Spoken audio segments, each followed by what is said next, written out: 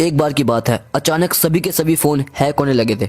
शुरुआत में लोगों को लगा कि ये उनकी फ़ोन की दिक्कत है, लेकिन ऐसा नहीं था। सभी के सभी फ़ोन एक साथ हैक हो जाए, ये कोई फ़ोन की दिक्कत नहीं हो सकती। सबको पता था कुछ बुरा होने वाला है, लेकिन क्या, ये किसी को नहीं पता था। अचानक से शहर के बाहर बहुत सारी गाड़ियां आ जाती है, जिनमें बहुत सारे हैकर्स भी होते हैं। इन्हीं हैकर्स ने सभी के सभी फ़ोन को हैक किया था। ये सभी लोग फ्री फायर के ऑफिस को हैक करना चाहते थे, लेकिन फ्री फायर के ऑफिस के बाहर बहुत ही तगड़ी सिक्योरिटी थी। जैसे ही वहाँ के गार्ड्स को पता चलता है कि शहर पर हैकर्स ने हमला कर दिया है, वो बहुत ही ज्यादा चौकन्ना हो जाते हैं। गार्ड्स चारों तरफ हैकर्स को ढूंढते हैं, लेकिन तभी एक गार्ड जोरों से पीछे की तरफ गिर जाता है। किसी को समझ नहीं आ रहा था कि क्या हो रहा है, लेकिन तभी वहाँ से एक आदमी बाहर निकलता है। ये कोई और नहीं बल्कि उन हैकर्स का बॉस था, जिसके हाथ में एक गन भी थी। वो पहले गार्ड को मार के दूसरे गार्ड के सीने पे गोली मार देता है। हैकर को लगता है कि अब उसके रास्ते में कोई भी नहीं है, लेकिन वो गलत था।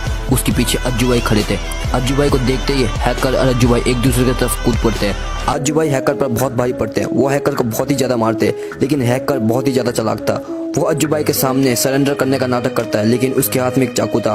वो धोखे से अज्जू भाई की टांग में चाकू घुसा देता है। अज्जू भाई अपनी टांग से खुद ही चाकू बाहर निकाल लेते हैं। अज्जू भाई को बहुत ज्यादा दर्द भी हो रहा था और अज्जू भाई की टांग से बहुत ज्यादा खून भी बह रहा था, लेकिन अज्जू भाई फिर भी हार नहीं मानते। वो हैकर के ऊपर एक के बाद एक वार करते हैं, लेकिन टांग पर चोट लगने की वजह से वो वार उतने जोरदार नहीं होते और हैकर के एक ही वार से अज्जू भाई ढेर हो जाते हैं। अब अज्जू भाई पूरी तरह से घायल हो जाते हैं और हैकर भी वहाँ से जाने लगता है, लेकिन अज्जू भाई ऐसे ही हैकर को जाने नहीं देते। वो हैकर के पीछे पीछे जाते हैं, लेकिन हैकर उन्हें देख लेता है और उनके कंधे पे एक गोली मार देता है।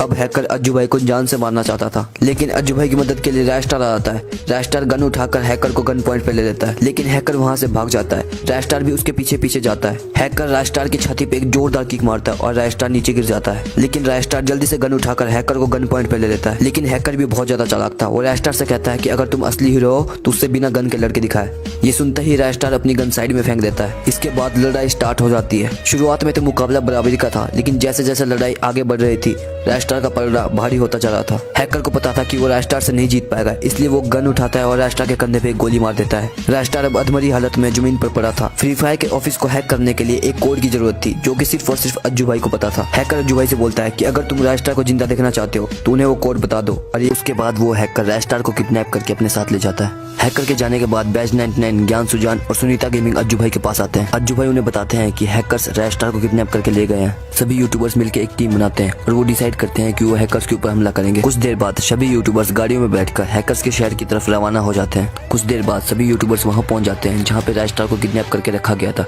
लेकिन वहां पर बहुत तगड़ी सिक्योरिटी थी। सबसे पहले बैज 99 को एक गार्ड दिखाई देता है। वो उस गार्ड के पीछे खड़ा हो जाता है और चुपके से उस गार्ड को मार भी देता है। उसके बाद अज्जू भाई भी एक गार्ड के पीछे जाके खड़े हो जाते हैं और उस गार्ड को मार देते हैं, लेकिन एक गार्ड अज्जू भाई को देख लेता है और वो सब कुछ जाकर हैकर को बता देता है। अब आपको क्या लगता है, यूट्यूबर्स रैस्टार को बचा पाएंगे या नहीं?